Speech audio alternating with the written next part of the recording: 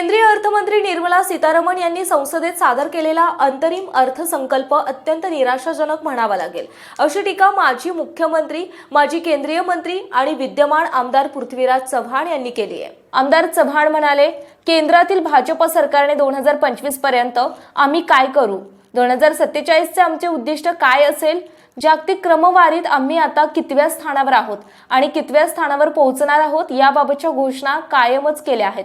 प्रत्यक्षात त्यातील कोणतेही आश्वासन पूर्ण होताना दिसलेले नाही। अर्थमंत्र्यांनी त्यांच्या भाषणात मोदी सरकार आणि डॉक्टर मनमोहन सिंग यांच्या कार्यकाळाची तुलना करून श्वेतपत्रिका काढण्याचे आश्वासन दिलेले आहे। ही घोषणा स्वागतार्ह आहे। शेतकऱ्यांचे उत्पन्न दुप्पट करणे, स्विस बँकेतील काळा पैसा आणणे किंवा दरवर्षी 2 कोटी नवीन रोजगार निर्माण करणे यासारख्या आश्वासनांचे काय झाले? सरकारने अचानक लादलेल्या नोटबंदीची अर्थव्यवस्थेला काय किंमत मोजावी लागली? नोटबंदी वेळी पंतप्रधानांनी सांगितलेली प्राथमिक उद्दिष्टे साध्य झाली का? हे सुद्धा श्वेतपत्रिकेमध्ये नमूद होण्याची आशा आहे।